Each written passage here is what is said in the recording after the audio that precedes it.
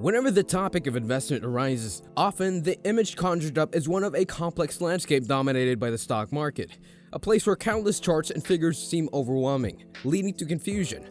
However, let's simplify this and aim to understand it better. Consider a scenario where you're an entrepreneur who has successfully set up a business, but now you find yourself in need of additional funds. The funds could be to help scale up your enterprise or perhaps to indulge in your personal luxuries like owning a private jet. The question then arises, where can you source this money? Here's the solution. Consider dividing your company and selling a portion of it, while still retaining a majority stake to maintain control. This solution is precisely what the stock market provides. It's a platform for what we refer to as an initial public offering or IPO. This process allows you to raise capital by selling shares of your company to the public. But you might wonder, what is the extent of funds that you can potentially raise through this method? Let's use a practical example to illustrate this. Taking a look at Mark Zuckerberg's brainchild, Facebook. Facebook became a publicly traded company in 2012, initially issuing 337 million shares priced at $38 each. A considerable sum, wouldn't you agree? Zuckerberg, however, quickly realized that the appetite for owning a piece of his social media behemoth was far from satiated. So, he added an additional 84 million shares to the offering. Incredibly, every single one of these shares was sold, enabling him to raise an astonishing $16 billion. This meant that Zuckerberg's net worth rocketed into the billions in the span of just a few hours. Interestingly, the stock's price surged to $45 on its first day of trading.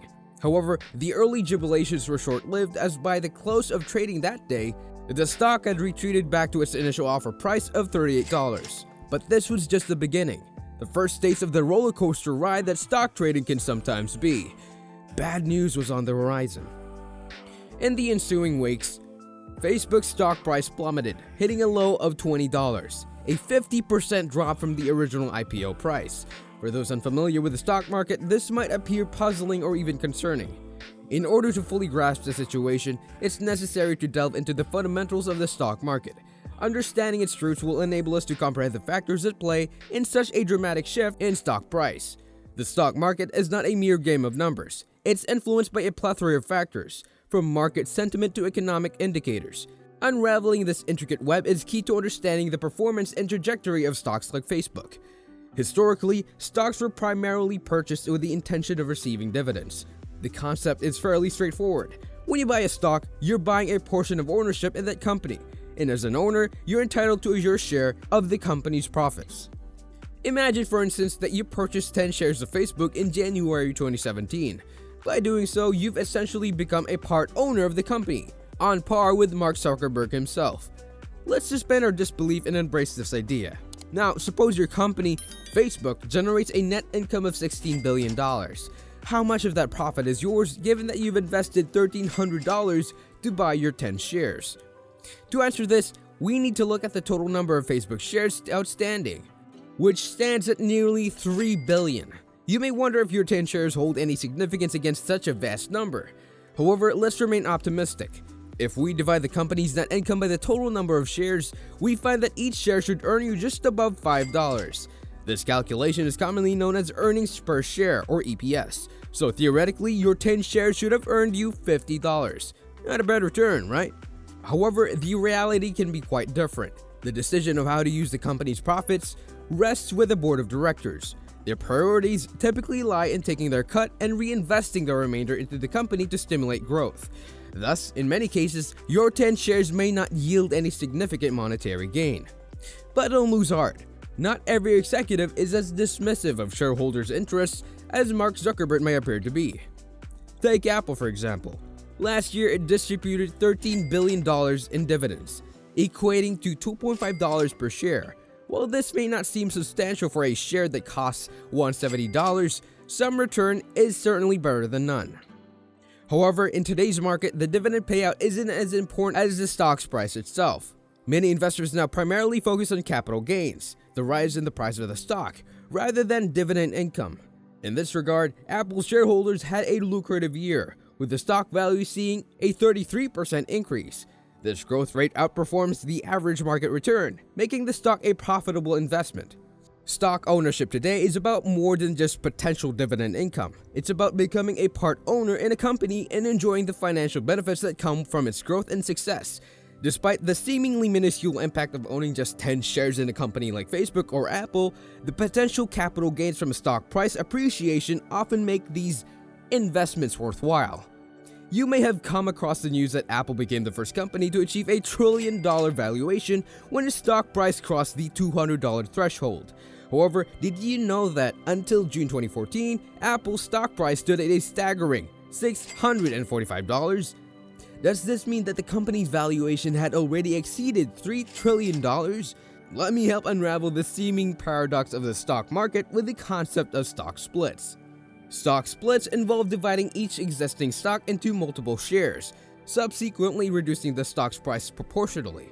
In Apple's case, each share was split into 7 separate stocks, thereby lowering the price considerably.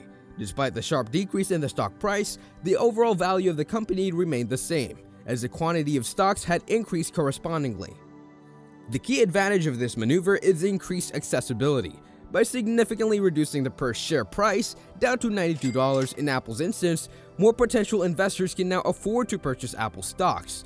This widens the pool of investors, fostering a larger community of stakeholders in the company. So while stock splits might initially seem complex and bewildering, they fundamentally serve to democratize stock ownership, enabling more people to partake in a company's growth and success. While the practice of stock splits serves to democratize share ownership and attract a larger pool of investors, it's important to note that not all companies adopt this approach. Some corporations, preferring to cater to a more exclusive set of serious investors, choose not to split their shares. One such company is Berkshire Hathaway, led by the renowned investor Warren Buffett. Berkshire Hathaway has never split its primary Class A shares, resulting in a relatively small number of shares in circulation, approximately 1.7 million. Compare this to Apple, which boasts around 5 billion shares thanks to multiple stock splits over the years. Consequently, the price of a single Class A share of Berkshire Hathaway is exorbitantly high, standing at over $300,000 per share. For most casual investors, this price point places Buffett's company out of reach. However, this does not mean that Warren Buffett's Berkshire Hathaway is entirely inaccessible to regular investors. Buffett, understanding the appeal of his company to a broader audience, introduced Class B shares. These shares are more affordable and hence more accessible to the general investing public, allowing them to own a piece of Berkshire Hathaway without the astronomical price tag associated with Class A shares. The world of stocks is a vast, constantly evolving landscape. Every company's approach to stock issuance is unique, tailored to its strategy and investor base. Whether it's Apple's periodic stock splits to encourage widespread ownership, or Berkshire Hathaway's dual-class share system designed to cater to both high-end and average investors, the stock market offers a diverse array of investment opportunities. The key is to understand these dynamics and align your investment choices with your financial goals and risk appetite. Thank you so much for tuning in today, everyone. I hope you found this deep dive into the world of stock market fascinating and insightful. If you enjoyed this video and learned something new, please don't forget to hit that like button. And if you want to see updated more content like this, make sure to subscribe to our channel and click on the bell icon for notifications. Your support truly means a lot and helps us continue to bring you engaging content. If you have any questions or topics you'd like us to explore in future videos, please drop them in the comment section below. We're always excited to hear from you. Remember, knowledge is power, especially in the financial world. So keep learning, keep growing, and let's navigate the intriguing realm of investments together. Until the next video, take care and happy investing. Goodbye.